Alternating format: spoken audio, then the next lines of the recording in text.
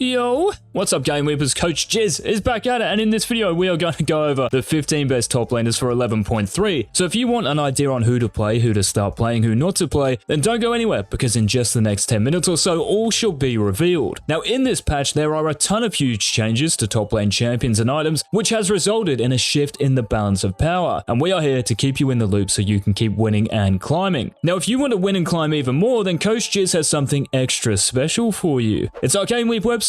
Informative educational content created by challengers all over the world designed to get you out of elo hell. So if you want to join thousands of your fellow summoners, click on one of the links in the description and comment section. Alright, let's get into it, and starting off the countdown is a champion who copped it like no other in 11.3, but you could still easily carry a game. You see, Riot nerfed Pantheon big time this patch, guys, so your Q deals less damage to minions and monsters, and its cooldown is a lot higher at earlier ranks. And this change is what hurts, but it's not all doom and gloom. Yes, you won't be as oppressive in the early laning phase, but seeing as you max Q, once you have 3 points in it, there's only a second and a half difference to its cooldown now and what it was before 11.3. Now Riot did nerf one of your mythics, Gore Drinker, and one of your major items, Steric's Gauge. The good thing though is that you can sub out Gore Drinker for Eclipse, and Gauge is still useful enough to let you face tank after ulting into a teamfight. Remember as well that for each point in your ultimate you get 10% armor penetration, and Eclipse's mythic passive gives you 4% armor penetration for each legendary item, so you can still shred through anyone on the enemy team. Now ahead of Pantheon, guys, we have a champion who has caused that many headaches recently because he's been impossible to kill. In 11.3 though, Aatrox is killable. Well, kind of. But Riot nerfed 3 of his core items. That's right, they did. But you still have enough innate healing to dominate. So in 11.2, Riot gave your E a new effect which increased your healing against champions during your ultimate. And that's still here, so when you pop your world ender in a teamfight, yeah, you're still going to be incredibly hard to take down. Also, the actual item nerfs aren't that substantial, it's just that there's a few of them. Like Gore Drinker's active is still going to heal you based on 8% of your missing health. It's not like it's been deleted. With Ravenous Hydra, yeah, you're losing Omnivamp, but it's still 10%, and Gage's shield may be smaller, but its Bloodlust passive hasn't changed. So even the healing from Gage is still there. Unless the enemy team has 5 ignites and Chemtech putrefies, you'll be sweet. Okay, coming in at number 13 in our countdown, guys, is another bruiser who, yes, had a couple of major items nerfed, but your first 2 items haven't been touched. So as said, your first 2 items should always be Blade of the Ruined King and Stridebreaker, and these are retaining their power. Now if you end up building Dead Man's Plate or Steric's Gauge after that, yeah, both of these got nerfed, but every other top laner is in the same boat. Well, unless you're a full-on tank, but that's fine because as set you do great into tanks. Your Q and R, for example, do more damage the more health your opponent has, so bring on the meatheads. Now just ahead of set, guys, we have a champion who improved drastically since 11.1, and though his brokenness is impacted a little by a couple of item nerfs, his mythic isn't, and this is why Gnar holds our 12th spot. You see, in a level 1, guys, Riot gave Gnar 4 buffs. Well, one of them was a bug fix, but let's be honest, when Riot says that, they mean buff, and all of these are still on the Rift. Now, like set, one advantage you have this patch is that Stridebreaker is unchanged, and this is your best mythic. As other bruisers who build Gore Drinker go down, you by default go up in the pecking order. The fact you're a ranged champion as well lets you bully these popular bruisers in lane. Just make sure to hold your E and ban Irelia and Champ Select, and against tanks you excel as well, because your third hyper attack deals more damage the more health your target has. Gnar is looking good for the next 2 weeks, guys. Alright, coming in at number 11 is our first tank of the countdown, and if you want to play a beefy top laner who is also one of the strongest lane bullies in the game, then this dude is the champ for you. You see, Shen escaped the 11.3 patch notes unscathed. None of your items got nerfed, and you didn't get nerfed either. What this means is while every other top laner gets hit, as I said, you're just chilling and staying as strong as you were. Now, Force of Nature did get buffed, which is an item you can think about building into heavy AP teams later in a game, so that's another positive, and just the fact bruisers are weaker makes you even scarier. So typically, Aatrox and Set have been hard matchups for Shen. Well, since their items are nerfed, their power spikes are much less of a threat, especially Aatrox. You still have the best utility out of any top laner because of your ultimate, so carrying a game in 11.3, guys, you can easily do it on Shen still. Now we have arrived at the top 10, and starting off the remaining picks is a champion who is similar to Set in the sense that your first 2 big items are untouched. Guys, not getting nerfs to your mythic and legendaries this patch is a luxury, trust me. So for Irelia, this is the case because Bork and Trinity Force have dodged Riot's punches. You may struggle into tankier foes who can rush a Bramblevest, but against champions like Pantheon, Gnar, even Darius, you can crush them, and yeah, these are popular at the moment. Just remember to play around your passive. Okay, up next we have a champion who is the only one in our countdown to have received a buff in 11.3. Now this buff was met with a bit of commotion after Riot announced it, but for Riven mains it made a lot of you happy, and now is a good time to start playing her. So your E's cooldown is down 2 seconds at each rank, and though you max this second, this is huge because of how it synergizes with Gore Drinker's ability haste. You see, Gore Drinker gives you a flat 20 ability haste, but its mythic passive gives you an extra 5 for each legendary item. Now, most games in lower levels of play last a lot longer than games in higher elos, so getting to 3 and 4 items and taking advantage of this passive is very doable. I have to say that your build is weaker just because your 3 core items got nerfed, so Gore Drinker, Ravenous Hydra, and Darius Gage, but like Aatrox, these won't stop you from 1v9ing. The attack damage is still there, and you will be E'ing every 3 seconds later in a game, which is crazy. Now, this next pick at number 8 is a champion who I bet if you ask the community for one top lane champion to be nerfed, you guys are going to pick her. But 11.3 hasn't been kind to Camille, and this is why she has slipped from being right near the top. Thankfully, Trinity Force hasn't been nerfed, which is great, but Ravenous Hydra has been,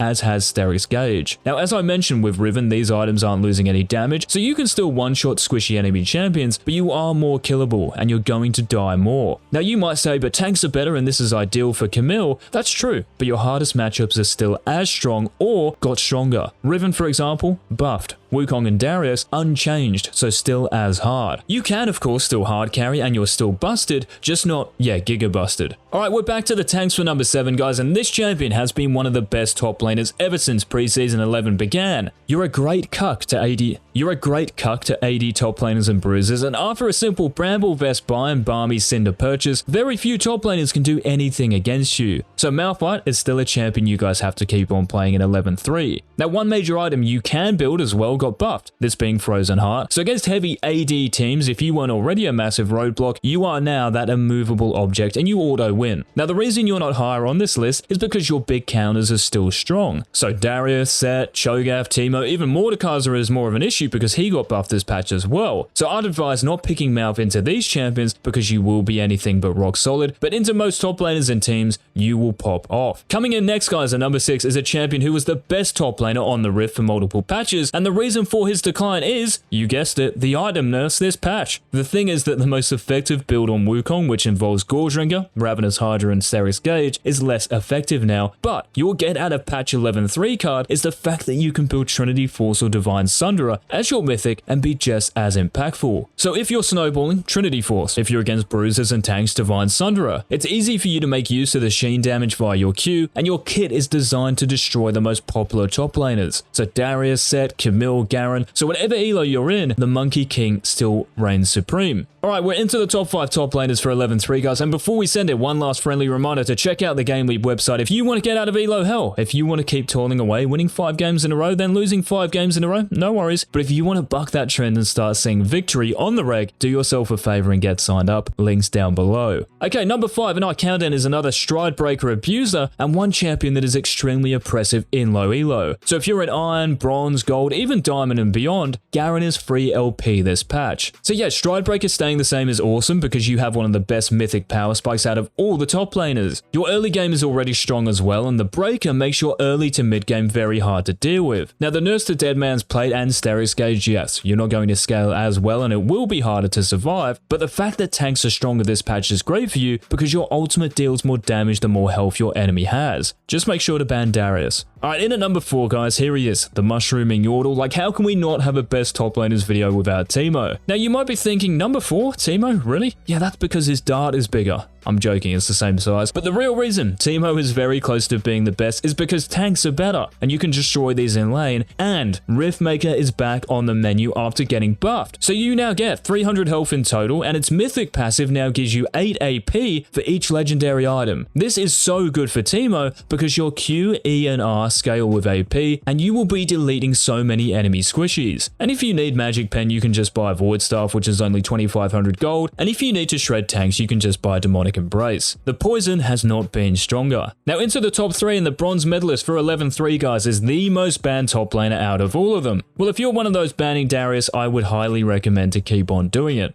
Now, I said in a previous video that the passive nerf in 11.2 was a big hit, and it was. Darius's win rate dropped over 3% across the board. So how is he suddenly back to being at the summit? Well, there's only one reason. Stridebreaker. You have the biggest mythic power spike out of any top laner, and it's going to be more apparent this patch with Gordrinker nerfed. So Wukong, Aatrox, Riven become easier lanes to dumpster. And I forgot to mention you are one of the scariest champions to lane against for our top 2 picks, so you can't go wrong with Darius this patch, guys. Now, one of these champions is one of the few top laners benefiting from the 11-3 changes. You see, as Nasus, guys, your mythic Divine Sunderer is safe. Gargoyle Stoneplate is the same after it got buffed in 11.2, and the buff to Frozen Heart makes you even better than your former self. It costs 200 less gold, so just 2500 all up, and though it gives 10 less armor, it still gives 70 in total, 400 mana, and 20 ability haste. All of these are crucial stats for Susan, and we ain't talking Boyle, so once you escape the early laning phase, guys, and have points in your queue, getting with it is the same as dying. That's how broken Nasus is at the moment. Alright, are we ready for the best top laner in 11.3 reveal? Let's play a game of Who Am I, as we usually do, to see if you can figure out who it is. I am driven by insatiable hunger. I convert my prey into bodily growth. My core items, Frostfire Gauntlet and Thormail, give me the sticking power and defense I need. Like Nasus, I can make use of the Frozen Heart buff into attack speed based AD teams. Also, the buff to Force of Nature's movement speed has made me stronger. I can now bulldoze my way through the enemy team to have a chomp, and I have the highest win rate out of all the top laners. Guys, the best top laner for 11.3, and congratulations if you got it, is Cho'Gath. Thanks so much for watching. If you enjoyed the video, let the crew know by leaving a like. Make sure to subscribe and turn on all notifications so you don't miss tomorrow's upload. This has been Coach Peace.